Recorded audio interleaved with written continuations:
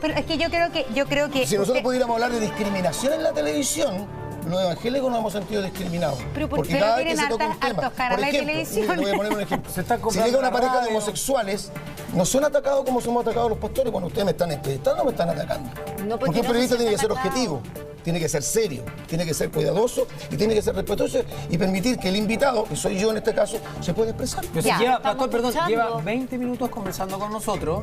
Nadie tiene la menor intención de decirle que se vaya. Es más, si quiere quedarse hasta la 1, podemos hablar de este tema que a mí me parece fascinante. Qué bueno, porque además me hicieron el Mógenes Pérez de Arce totalmente condenado. Me imagino que ustedes lo condenan. No, pero es periodismo. Por supuesto que es condenable, pero si ya lo hemos hablado. Entonces usted dice que ve harta tele, vea más este programa, porque aquí lo hemos condenado desde un principio. Pero ¿por qué dice, pastor, la verdad? Porque acá hay una cosa que me interesa saber para que lo transparente, porque estamos en época de fake news donde se interpretan muchas cosas.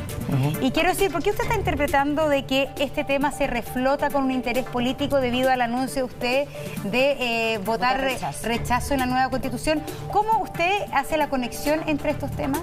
Porque permanentemente se está hablando en la televisión del tema de la nueva Constitución.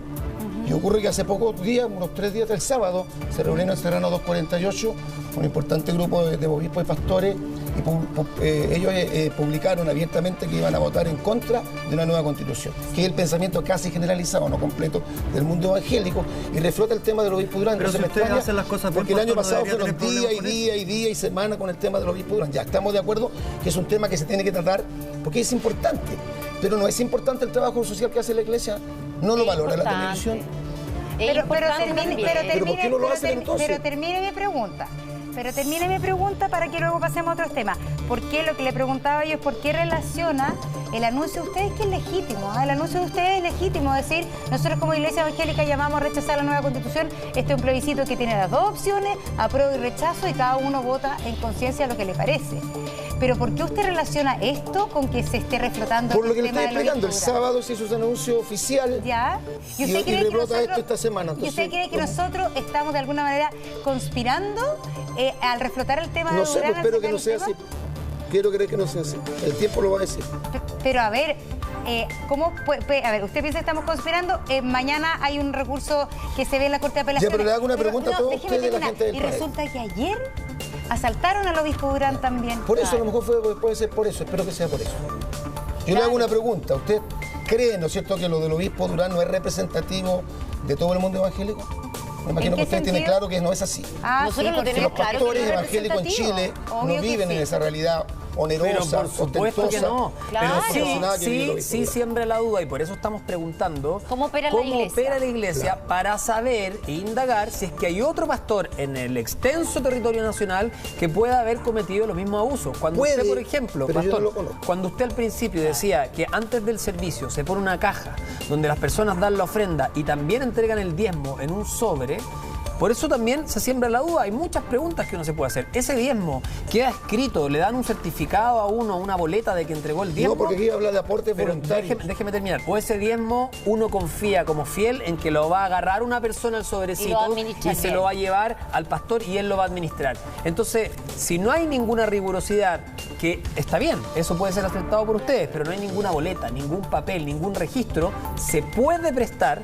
Jamás estamos diciendo, para que no se sienta ofendido. Pero ¿a quién habría, perdón, ¿a quién habría que hacerle esa boleta? ¿A ustedes? ¿A la sociedad? A los fieles. No, pues a los fieles. Perdón, le quiero preguntar. Ya, le vuelvo a repetir, volvamos al punto de partida.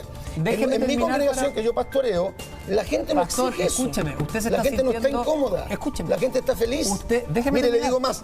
El problema de los obispo Durán no produjo que en nuestra congregación disminuyera la asistencia. Pastor, escúcheme, está haciendo un monólogo. ¿Podemos conversar? No disminuyó. A ver, vamos, pues yo voy a mediar acá. Toti, termina tu idea y le damos tiempo al pastor para que pueda contestar con calma. No vamos a tener, lamentablemente, un diálogo si es que usted constantemente se siente atacado. Yo no voy a atacar a su iglesia en particular. Nadie de acá lo ha hecho. Nadie cree que la iglesia donde usted es pastor haya cometido un ilícito. Para que no se sienta atacado y constantemente volvamos al tema de mi iglesia, lo que estamos tratando de averiguar es si este tipo de irregularidades que cometía el pastor, el obispo Durán, se puede dar en otras iglesias, no en la suya. Se puede dar, y yo por eso estoy preguntando si es que yo por ejemplo, como fiel, doy el diezmo a una iglesia o lo dono a una institución, me gustaría saber cuánto dinero recaudó esa institución, dónde está la plata que recaudó y cómo se hizo. Porque si yo pongo un sobre y no sé qué va a pasar con ese sobre... Pero usted parece que no escuchó cuando yo le hablé al principio del tema. Nosotros rendimos una cuenta al Servicio de Impuestos Internos desde el 2014. No pagamos impuestos porque las iglesias evangélicas en Chile no están exentas de impuestos. ¿Ok?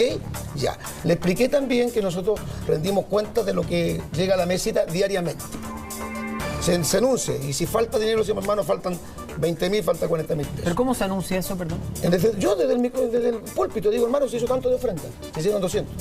Incluso me pasan el papelito y se cuenta ahí mismo. Y yo digo, mire, llevamos en tesorería 1.250.000 pesos, todos los días de culto.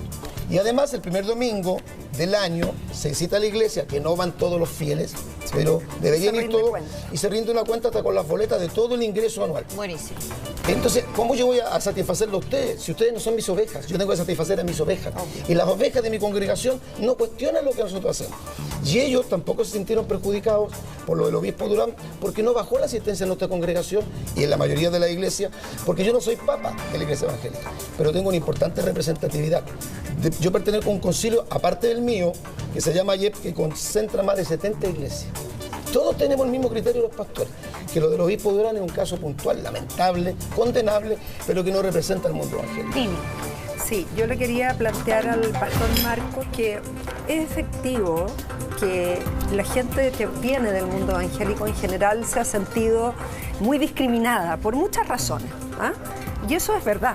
O sea, sacar la ley de culto hace muchos años en Chile fue muy difícil.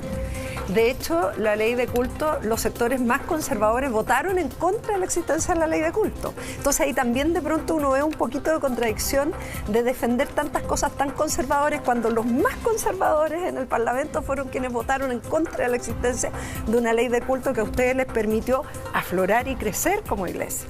Dicho eso, pastor, el punto es que la gente en general desconoce estos procedimientos de cómo ingresan los dineros, que una parte es ofrenda. O sea, yo le aseguro que la gente que nos está escuchando en la casa, la mayoría. Entonces lo importante es saber quién fiscaliza. No por una desconfianza a usted o a la iglesia. Sabemos que ustedes se rigen por la Biblia, pero recordemos que en nuestro país hay separación de iglesia y Estado desde la década del 30. Entonces, por esa razón, es necesario también para que la gente, porque la gracia del programa es informar, que la gente tenga más acceso a información. Entonces, en aras de esa información, usted nos cuenta que hay un rinde cuenta, que es el primer domingo de cada enero, de cada año. Todos los años. Ya. Sí. Pero, ¿hay una fiscalización externa a solo la iglesia o solamente se basa en un acto de fe recíproco entre el pastor y sus fieles? No hay un acto de fe porque ahí está todo.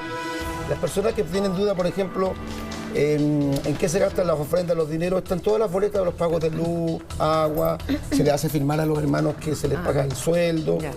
Está todo transparentado. Sobre la misma pregunta de la Lili, fíjese, qué interesante el tema de la rendición de cuentas y de verdad que no se lo tome como un ataque porque yo tengo solo curiosidad, como seguramente mucha gente tiene la curiosidad de saber. Bueno, en esa rendición de cuentas que ustedes hacen, se incluye, por ejemplo, bienes que usted haya adquirido para su peculio, su patrimonio personal, está transparentado también en esa rendición de cuentas, es decir, hay transparencia para todos los fieles que han aportado y ellos podrían ver entonces que usted, por ejemplo, se compró un auto, modelo tanto, de tal año, porque como bien dice, volviendo al artículo 15, que tiene que ser este diezmo destinado a los fines del culto y también para mantener a sus ministros, porque lo dice el artículo, pudiese ser que entonces en esa rendición de cuentas también usted pueda expresar los bienes que adquiere. Pero es que no se acostumbra, mire.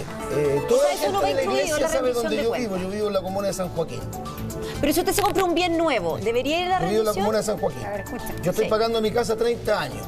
Entonces, la iglesia lo sabe, los líderes, mis diáconos, que son los hermanos oficiales que trabajan más cerca del pastor, todos saben dónde yo vivo, saben la camioneta que yo tengo. Tengo 2 vehículos, uno a nombre de mi esposa y el vehículo mío que lo compré en el 2017 y mi casa que estoy pagando 30 años. Ese es mi patrimonio. Ya. Pero yo no tendría por qué rendir, porque entonces yo podría decir también, a mí los periodistas me producen tanta duda, ¿por qué no rinden cuenta ellos a todos los que los ven en la televisión? Es que nosotros es que es distinto. Estoy poniendo un ejemplo. Pero a mí también se me podría producir esa duda. Es que no, porque también se rinde cuenta. Se recibe un sueldo.